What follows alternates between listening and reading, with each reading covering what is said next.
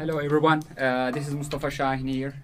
We are together again with one another program. It is our fifth record, and in English language we are making the second one with Mr. Süleyman Ruelens, and he is going to explain more about himself, and I hope everything is going well with you. So with Mr. Süleyman, we met here in Üsküdar, and he has a very interesting story, and I would like to listen more and details about that. He's from Belgium, and then he has been living in Istanbul about 3 years, and we are going to hear also his experiences about his field, about the experiences that he had in Istanbul, inshallah. So welcome again, Mr. Süleyman. How are you? How is everything going? Thank you very much. Thank you very much, Mustafa Şahin, for the heart welcome. It's really a pleasure to be here with you. Welcome. So yeah, maybe I can present myself quickly in a nutshell. Perfect. So I'm originally from Belgium. I've been living here for around 3 years now. And now I'm in Üsküdar. And in Belgium, before I studied history and international relations. And then after graduating, I moved abroad, and I lived in different countries, like in 5 countries. I traveled a lot. I experienced kind of a lot of different things. And then 3 years ago, I was on a trip. I passed by Istanbul. I stayed here for 2 weeks. But after 2 weeks, I fell in love with the city, and I decided that after my trip, I would come back to live here. So this is what I did. I came back to Istanbul, and since then I live here. Now I am a French teacher here. There is a small school here in Üsküdar where I teach French mostly for adults. I will also do for kids, but it's mostly for adults. And I really like to teach French, as you can hear with my accent. My accent's betraying me, right? I think people mostly also speak in French language in Belgium also, as far as I know, or the different languages there? We have 3 official languages, but around half of the country speaks Dutch, and the other half speaks French, more or less. And in the south we speak French, and I'm in the south of the country. All right. So I really wonder about that. You say you came to Istanbul for 2 weeks. And you like the city. What really attracted you about Istanbul? So I would like to hear, as a Turkish person, I would like to hear that. Now you are here for 3 years. I mean, as I consider myself, I'm here for 2 years. You are more Istanbulian than me for now. So what really attracted you that when you think, oh, okay, I like the city and I want to stay here? What was the key points that you like? The key point that I like, well, what brought me here is the history of the city. Because I am passionate about history, about the Roman Empire, about the Ottoman Empire. Mm-hmm. And for a long time I postponed actually my coming to Istanbul because I knew beforehand that if one day I would come here, it would be very hard for me to leave. So I wanted to come when I would be ready to stay if I wanted so. And when I came here, I really wanted to see all the historical sites of the city, all the archaeology from the Roman times, from the Ottoman times, and I can say that it went beyond my expectations. I was even actually so surprised in a positive way by what I saw, because all of these historical artifacts and monuments and so on blend so well into the modern city that Istanbul is today, that for me it was kind of a revelation. And I also discovered the kindness of the inhabitants here, because it's a 16 million people city. There are more people in Istanbul than in the whole of Belgium, but yet the people are so kind to each other. Mostly, of course, there are some exceptions, but mostly I've only had good experience when meeting with people from Istanbul. People who really have at heart what matters the most: to be kind to each other. They talk to each other. They offer their help even to strangers, foreigners, to people they don't know. And for me, that was a shock, because I come in Belgium from a 1,000 village people. So there is 1,000 inhabitants in the village I grew up in Belgium, and people are not that nice to each other. Yeah, very small place, and people are not that nice to each other over there, even though it's a small place. I hate the whole world fits in Istanbul, and people are so nice to each other. So when I realized this, I was like, okay, it's both great from the historical point of view, but also today, it's very like nice to just to be here and to walk around the streets, any streets. Most of the cities that I've seen, I've only had good surprises. So yeah, that made me stay. For some streets, you feel like you're walking inside the history. Maybe when you're considering as a historian, you know the story of the most of the now places, actually, the monuments and everything, and the mosques. So I think when you go to old Istanbul, you feel like maybe you are walking inside the history. That is how I feel in some points around Sultanahmet, like the, how do you call it, Eminönü side. I think that's kind of a maybe good feeling for you as a historian, I believe. It is definitely, like, it's true that in the neighborhood like of Eminönü, Fatih, Karaköy, all the historical neighborhoods, for me it's really great because wherever I look, I can find amazing stuff. Whereas I could never find that back with what used to be my home in Belgium. You know, that's impossible. But then the good part is that when you are in places that are a bit more out of the city center, a historical city center, you can also find some hidden gems everywhere you go.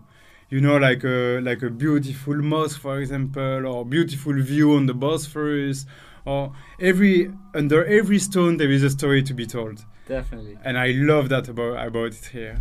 I'm so glad to hear. But when this so you did the explanation, and I really wonder about, in between all these things that you explain, what is your favorite place or the spot in Istanbul that you feel like, okay, this place you go, what can you say about the place and why is it your favorite? I'm curious to hear about that in Istanbul, considering general thing. Where you think that you find the most peaceful moment that I can say? For me, without any question, without any doubt, it's in the Mihrimah Mosque in Üsküdar. I really love that century, the 16th century. Like, it was really an important moment for the whole world, actually, for the Ottoman Empire. I really liked the period of Sultan Süleyman and all the work of Mimar Sinan. I've been like a big fan since even before I came here. You know, when I remember very well that when I was 16, my friends from Belgium, they were talking to me about Sultan Süleyman because they knew I was a big fan. You know, even back then. And no wonder why you are using the name with the same name with him.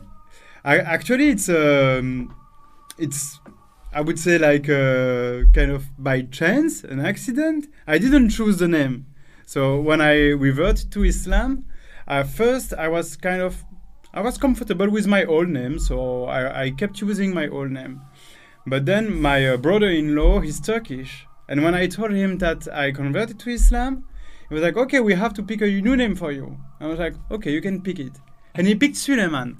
And for me, that was wow, that was such a beautiful moment, because in my process of becoming Muslim, the mosque, the Süleymani Mosque in Süleymaniye, was very important to me. I spent a lot of time there talking and thinking and feeling, but my brother-in-law didn't know that because we are not that close, okay? Yeah. And also the Süleyman, the prophet, it's really one of my favorite prophets from the whole Islamic, but also Christian, Jewish religion. It's really one of the prophets that is dearest to my heart, and the Sultan itself. So there is the location, the prophet, the Sultan.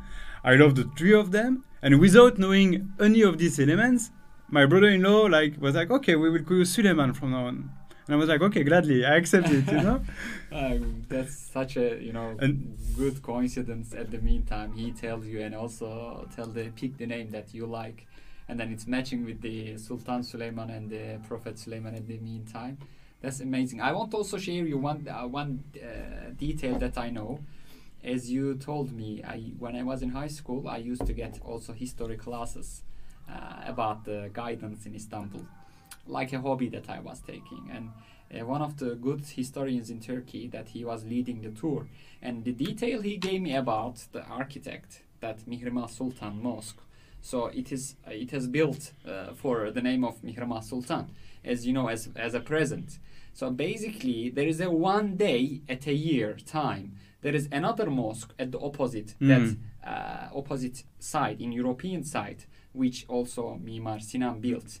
So 1 year at a time, the sun is rising up in between two minarets of one of these, how do you call it, Mihrimah Sultan Mosque, and then going down in between the minarets of another one.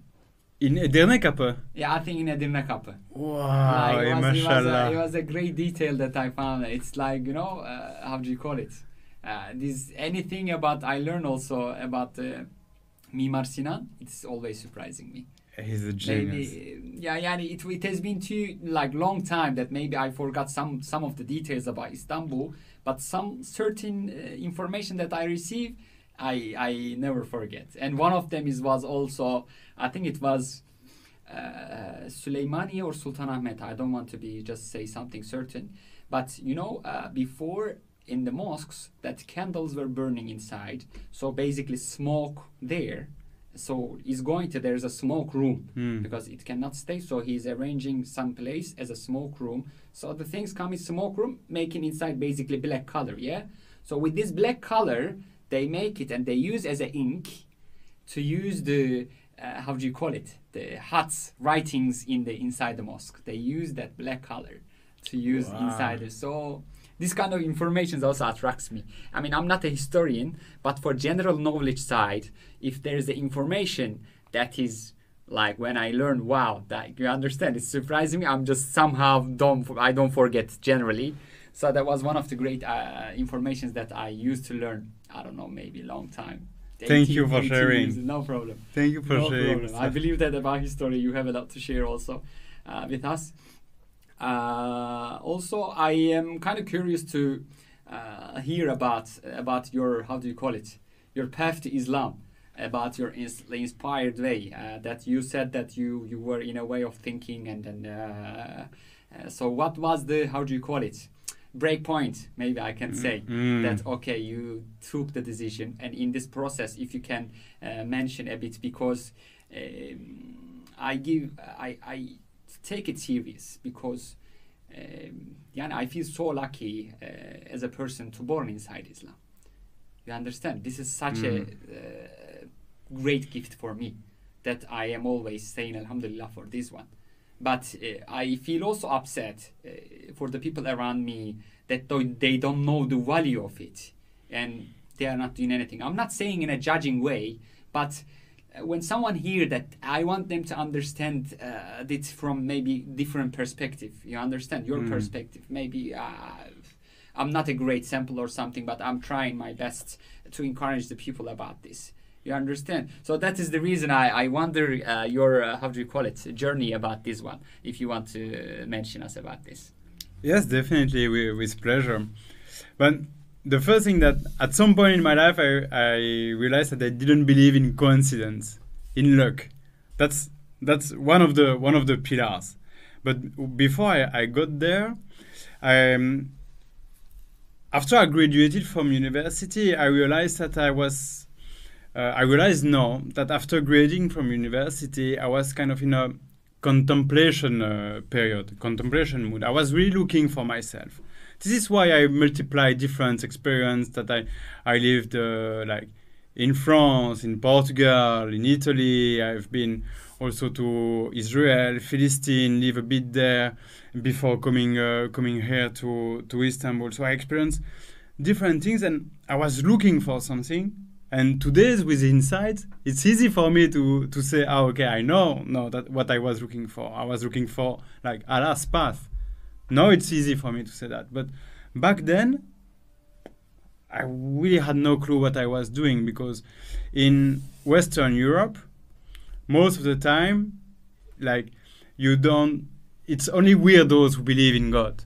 Yeah. Whether it's Islam, Christians, whatever, that doesn't matter. But people who believe in God, they are deemed like to be either weirdos, fanatics, or stupid people.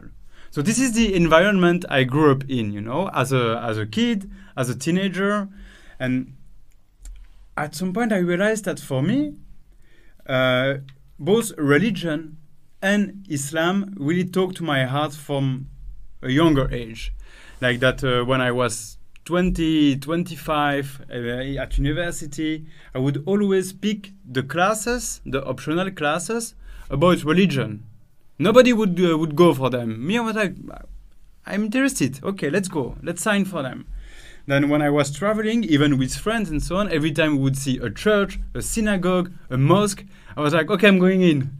You know, I was always even the others were like, we are waiting for you again. Like, yeah, but this was really like something that was dear to my heart. But given the context in which I grew up with, it's not easy. It was not easy to accept this part of me. And it's only after, like, there was a shock in my life at some point, when my mother deceased. My mother passed away, and at that moment I decided to move in a trip from Belgium to Iran, because as a historian I have always wanted to go to Iran. Okay, there are so many things over there, so many archaeological sites, and so many history from the Persian times, from the Safavid times, from Alexander the Great expedition over there. Even though the Iranians, when I tell them that I went to their place for Alexander the Great, are a bit like, what? Because he destroyed the country. But that's another topic. So I was like, okay, no, it is the time for me to go there. And during that trip, before coming to Istanbul, so it took me 3 months to come from Belgium to Istanbul. When I arrived here, that I was in Suleymaniye, I was thinking then what I did in the last 3 months since I left Belgium. And I visited church, synagogues, temples, and mosques. I didn't go out, I didn't party, I didn't drink and so on, whereas I was like 33. I could have done all of this, you know, because I was like, okay, let's change my mind. I wanted to change my mind. But instead of going out, I was going in religious sites, you know. Yeah. And so I realized that all the talks that I had on the way with people, with monks, and with Muslims here, with monks before, like in Greece and so on, I realized that how much talking about God, about theology, about religion, all of this, I missed it in my life. How it was like I had this hole in me that I didn't accept. And when I was here, I was like, okay, now maybe it's the time for me to accept it, to accept the importance that God and religion have for me in my life.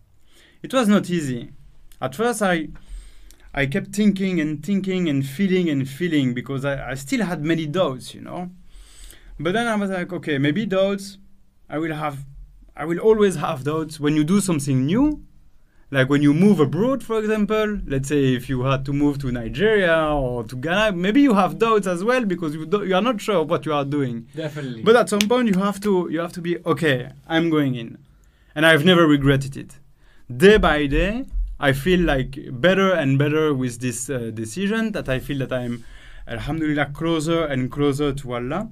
So no regret whatsoever. And even the contrary. I've always been like kind of a stable person and reasonable and so on. But I feel much better within myself today that I have been feeling for the last 20 years, you know. Yeah. So, that was it. This attraction that I have for Islam in particular, because this is God for one thing. But then why Islam? When I came back from Iran, I told my father, Dad, I have something to tell you. On my way, I became Muslim. And he replied to me, Muslim, Christian, Jew, Hindu, whatever, but that you believe in God. I thought you were smarter than that. You know, this is what he replied to me. So God is one thing. But then for me, I thought about all that I read and all that I experienced in Muslim countries, but also in Christian countries, also in Israel, because I've been there in the past before, also to experience life over there. For me, Islam was both the most logical religion and the logical choice, because I see even before I turned Muslim, I converted to Islam. I saw the logic and the intelligence in both the Quran and the Sunnah and the actions of Prophet Muhammad sallallahu alaihi wasallam. So that was, for me, that was like the most logical choice from my brain. But then it was such an important decision that I wanted to be sure also. I didn't want to be like, okay, maybe today I think it's logical, but what about tomorrow? So instead of keeping thinking, I started feeling. And then I realized that since I am a teenager and that I am open to the world, because as I told you, I studied like geopolitics and international relations, because I want to have this broad vision in the world in which we live in. That I realized that how much like the Middle East, North Africa, Muslim countries were always dear to me. That if I may say so, it's not that black and white, but I would always take their side, you know? Yeah. And their history was really like close to my heart from the moment that I started to get interested into history and into politics abroad and so on. And so I was like, this I didn't choose. This was there in my heart. The seed was there. What I chose is to take care of this seed and to make it grow into a beautiful tree. Yes. I understand that. This one is, as the example that you give about your father, and then I can kind of guess after you explain it the environment that you grew up, and it is kind of hard decision, and at the meantime. You knew that in the area you were born and raised, you were not. It was not enough. The small area was not enough for you, and then you decided to explore more places. As you are also a historian, and then you decided to go to Iran and the places with how can I say, rich history and like the rich thoughts that I can say, because. Sometimes I'm thinking I wish I'm able to reach the old, because I like reading also too much, but I want to reach more resources from the history that is written. Some of some of them are even destroyed and everything, but maybe it was too many things to learn. And then the answer of your father was kind of, I don't know, like normal for you, but for the area that you were born. As I give the example before, for myself, as I say, maybe I'm even considering thinking that when it came to deep thinking, if I wasn't born as a Muslim, am I going to go out to explore, or am I just going to stay in my comfort zone? I'm asking that to myself. You understand? I mean, there's a truth there. I mean, it is also, you understand, it's not like where you are. Prophet's uncle even see everything. He was there. He was right next to the house. Like, I just came a couple days ago. I just came from Saudi Arabia, from the Mecca, Medina. I just say his uncle's house is like maybe not even like 50 meters in front of the Prophet's house, the Abu Jahil. But he wasn't able to get this chance to be following the correct path. You understand? It is. I believe it's not about the destination, but it is about how you know about yourself. Thinking, and as your dad say, okay, there is a God, choose any of them, but you understand, it is like, if we think in logical way, it's not like I can choose any of them, because some of the thinkings, there is always something missing that you can feel with your heart. So maybe that one is just you follow the way. And as you give the example, you say you decided to take a step. Like, how did you decide it? In some certain point that I had now enough information. Okay, I'm going to be Muslim right now. I mean, what was your, how do you call it? The trigger. Trigger. What was the trigger? At the meantime, maybe you felt, you hear maybe some of the miracles of Prophet, or see something, maybe read from Quran. I wonder about this part. What was the trigger? Okay, it's a very good question. So before I get to the trigger, indeed I agree with you that we don't choose where we are born, but then we choose what we are doing to do with our lives. And for me, definitely Belgium was too small as a country, but also as a mindset. Yeah. And for me, that I wanted to kind of broaden my chest to facilitate my mission, you know. And so that was important for me, that I was always looking for more than what I had in my village. That definitely.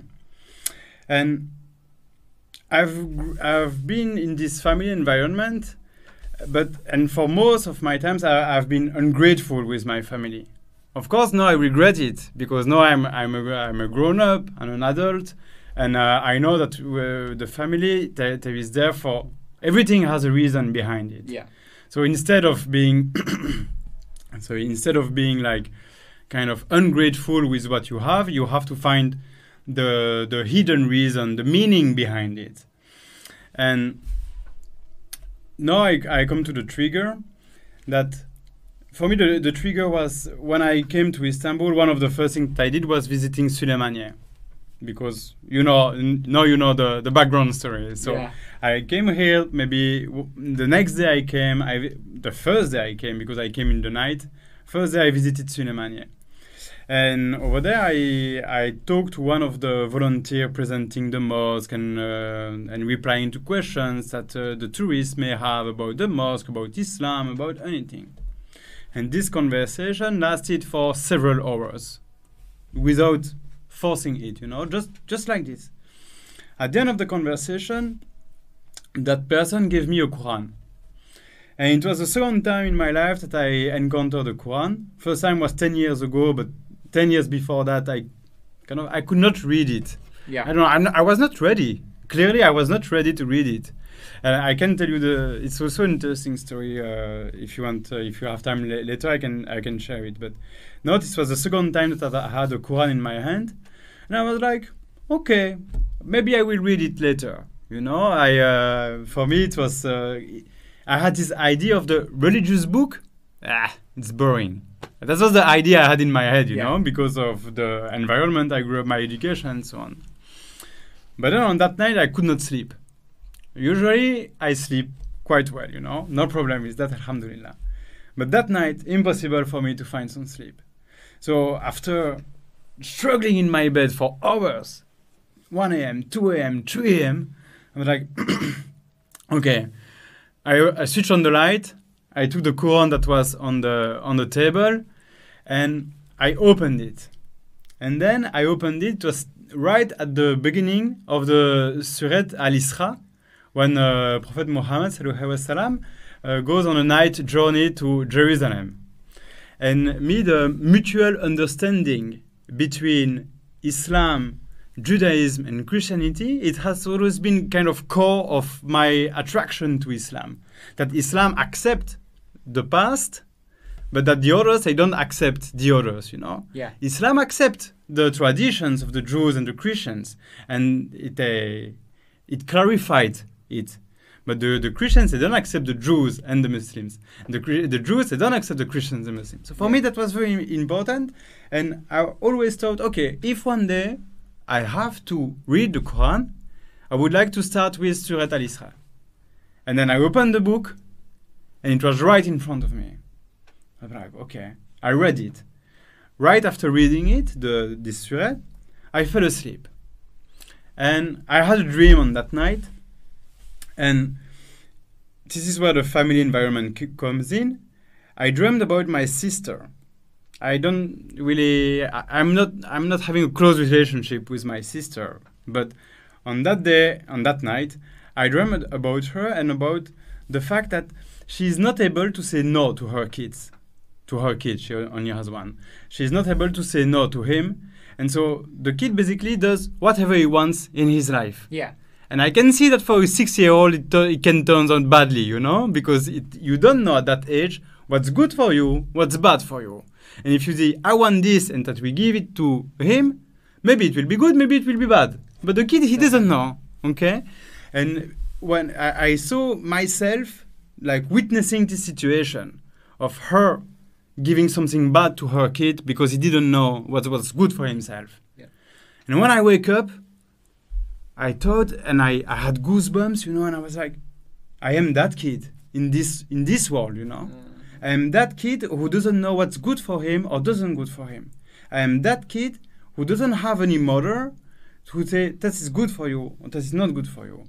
And I was like, okay, no, I don't want to be that kid anymore. I want to have guidance in my life. I want to have like rules. And rules, if they are man-made, maybe they will be flawed, maybe they will be not correct. Maybe they will not be the right ones.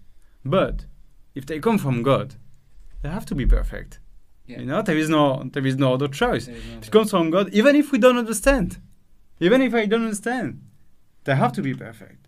So on that day, I was like, okay, I need to have this set of rules of divine commands in my life in order for me to become a better person day by day, in order for me to become the person I was meant to be when I was born. So that was the trigger. So mentally, on that day, I kind of switched in my mind. I was like, okay, I still have doubts, but now I'm ready. I understand also why you are also interested about the tafsir classes, as you mentioned, because now it is more clear for me, because it's like Quran is not all about, okay, I can open the Turkish ma'al yani, so I can read, but it is maybe little part of the ayah I can understand. But for the tafsir, even one line, and there is explanation of pages. Mm-hmm. So basically, as you're saying that something comes from God, there is no doubt that there is a mistake. So basically, you are working on to understand it more. And from my point of view, each thing that I learn about the Quran is just makes me like some points when I learn something, it's never enough. You understand? When I learn something, I feel like, okay, I don't know anything before. It's always refreshing you, and then surprising about the life, about the word. And as you mentioned from your stories, you are when you left from your place, you were out there to explore it. You were out there to explore the word. You were out there to explore the history. Well, basically, your journey was about exploring yourself in a correct path. So this is important, and thanks very much for sharing the experiences that you had. You say that you remind me about the interesting story that you had, if you have a time. What is this one? Yeah, 10 years ago, I went to Rwanda to give classes because there is a Belgian school over there in the capital city, in Kigali. Because, it's former Belgian colony. Yeah. Unfortunately, it is, but it's like that. And I had the beautiful opportunity to go teach history and geography in that school 10 years ago. So I arrived in the middle of the night. I slept at the people where I was staying. And when I woke up, it was a Saturday. My job would start only on the Monday. So I had basically the weekend free. So I was alone in Kigali, and I checked on Google Maps. Okay, what's in the neighborhood? What am I going to visit? And I saw that next to my place, maybe 5-10 minutes walking, there was a mosque next to the place I was staying. So I was like, great, I'm going to visit the mosque. As I told you, I would always do that. Even in also different culture, the mosques are built differently, so this is good way of experience for you in the Rwanda, Africa, and then the architecture. So good way of exploring for you. Exactly. I didn't even know that there were Muslims in Rwanda at the time. Wow. Because it was first a German colony, then a Belgian colony. So I was assuming that people there were Christians, but no, I know from history and I know from experience the difference in terms of the European colonization and how Islam got transmitted through various people in Africa, in Asia, and the beauty of the Islamic transmission versus the hardness and the hardships that came with the Europeans and their Christian values. Yeah. But back then, I didn't know all of that. Back then, I was just like, okay, there is a mosque, I'm going to visit it. So when I woke up, I arrived at the mosque and I arrived right for the afternoon prayer. Me, I didn't know much about Islam at the time, except I know about like the political situation and so on, but more like from kind of a secular point of view, from the religion itself.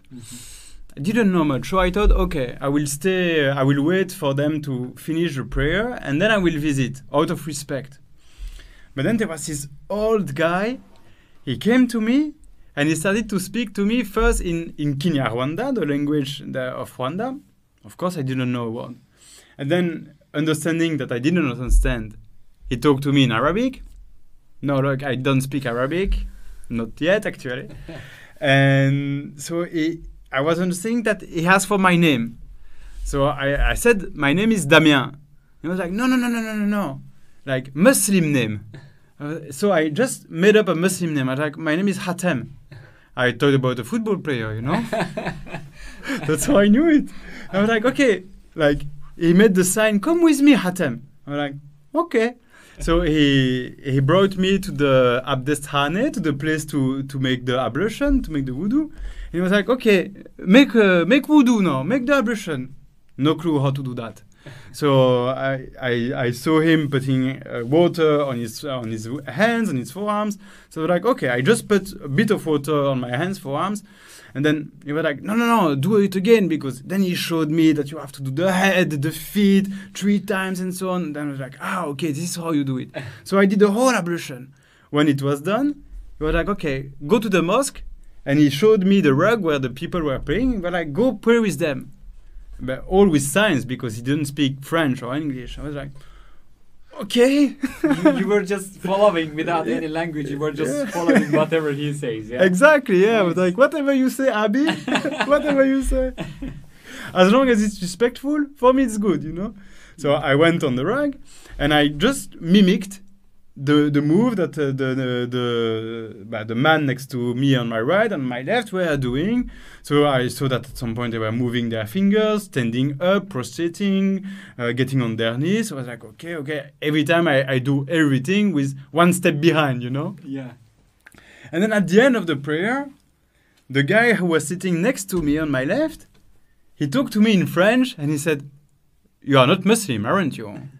And I was like, no. I explained to him that I was a tourist, that I brought in. I was so sorry. I was like, I'm so sorry. I'm not Muslim. I didn't want to intervene. I didn't want, to pretend to be someone I'm not. I just got here, you know. And he was like, okay, it's not a problem. You are welcome here. And come with me. Let's have a chai.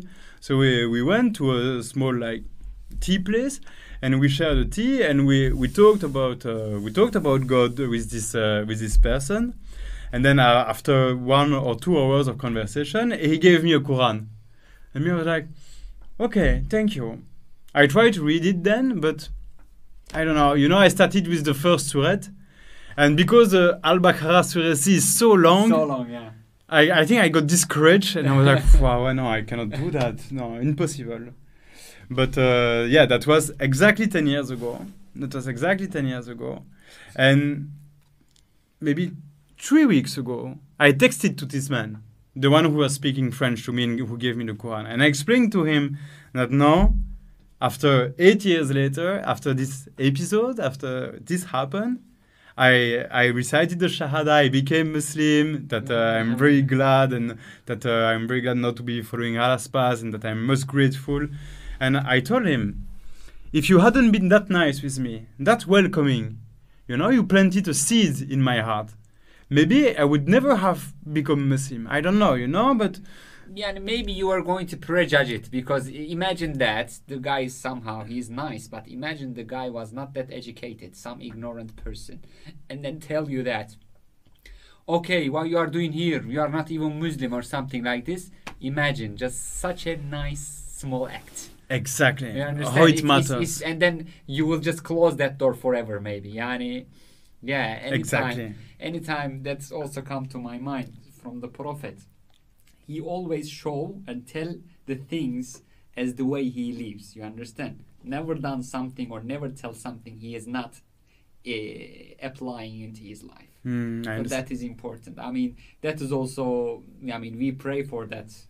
We have also too much mistakes maybe, but we are the sample to the others in our lives. You know, we need to be having, the first priority is like being a good person. But it includes being a good Muslim from my point of view. Being a nicest way possible. Maybe you can say, as Turkish people, we are a bit aggressive. You know, in general, like we are like, too much hyping up. You know, something happens, we are like, okay, shouting and this one, that one. But in general, as a human being, we make mistakes. But basically, we shouldn't be forgetting the basic things that what we are created for. I mean, it is all serving. It should be serving to the point of creation. I mean, even it's not enough how many times we say Alhamdulillah, being thankful to Allah for even small gifts that we have. Considering from my point of view, I would like to share one example that I take in my first year. You say 10 years ago, 2015, you were in Rwanda. It was my first year also in Nigeria. So that's my journey, African journey started also 2015. And basically it was, I lived that first year in a city life. I don't know much about the local places, but I was too excited to go there. And I was in Lagos, old capital. And then, but the new capital, I have some embassy works that I supposed to do. And there's one charity company as a charity organization. So they say that I just like one of my friends there, I visited them, we had a food, and they say, okay, we are building one school in one village, would you like to go? I said, okay, I really want to go. I joined to them, and then we go there to follow the construction process at the village. And then so we distributed some small gifts for the kids over there. And you know, I was like following it and seeing the lifestyle of the people. Even to reach the dirty water, they need to walk around 3 to 4 kilometers. I'm talking about dirty water, not like okay, they are even fine if they can reach.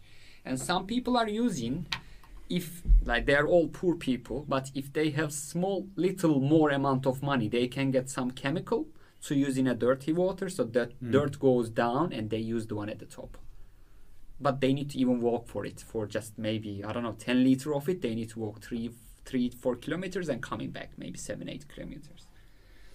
And in the meantime, when you're inside, I wasn't realizing, I was just happy with the kids giving something. They were smiling, you understand? I was happy with the environment, doing something good. And then I had some messages on my call. I sit at the back seat of the car. And there was a water inside the car. The door was open. That little kids show it. It was like, you know, half of the 500 milliliter. The small water. Maybe we wouldn't even drink it later on sometimes when it's too hot inside the car. And that little kid showed me like saying it with a broken English. Like, excuse me, can I take it if you're not going to drink it? And I was like, I wasn't even realizing. You know, oh, of course you can take it. When I give, like, I don't know, considering all the happiness in real life or in any movies that I see, that happiness for just that maybe one sip of water inside the eyes of she take it, shouting, too happy, showing off to her friends that she take, you know, maybe we just don't know. I was in a shock. I couldn't move. I don't know, in 2 weeks time I was, I don't know, even not talking too much, but thinking that how like the amount of the things that we have, that we can't be thankful enough. That's what I was thinking, you understand?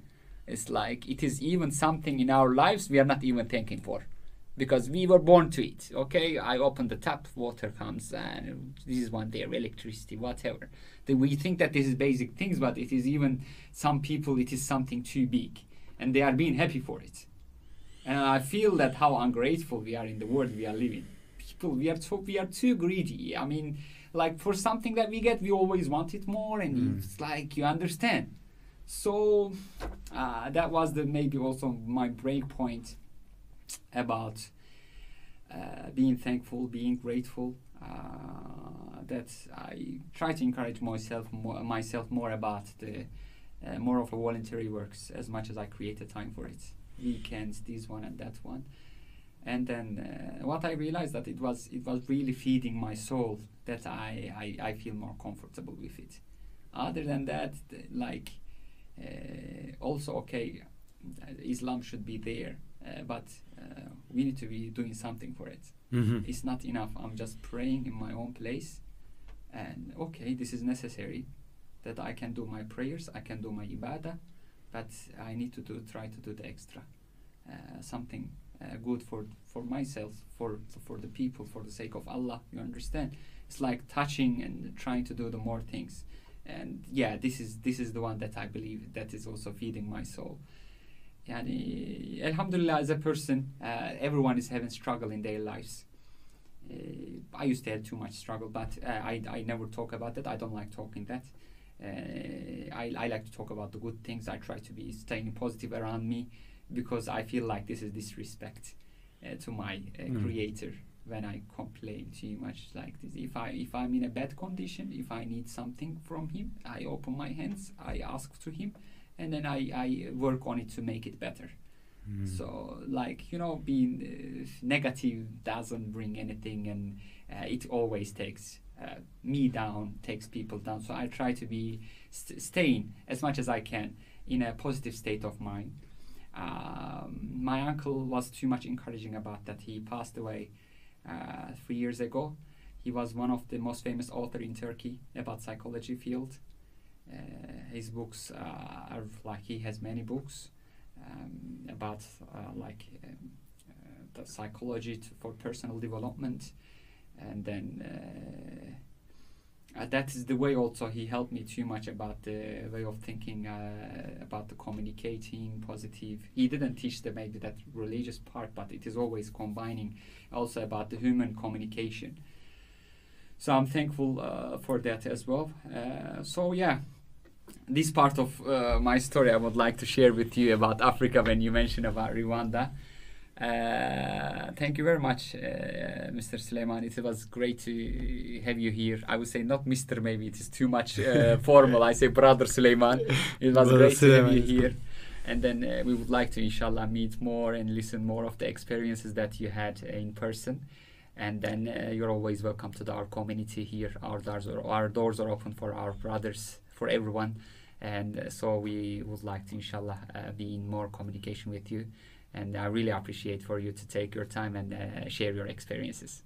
Thank you very much, Mustafa, brother. It's the pleasure was all mine. I really enjoyed the conversation, and I'm here to stay. So I'm not going anywhere. Inshallah, I'm going to stay here. So you know where to find me now, and I would with pleasure meet you more and participate in more activities. Definitely. Yeah, we are always open. So we were here together with Mr. Süleyman Ruelens today, and then we hear the experiences that he had in Turkey in global way, and then his path to the Islam.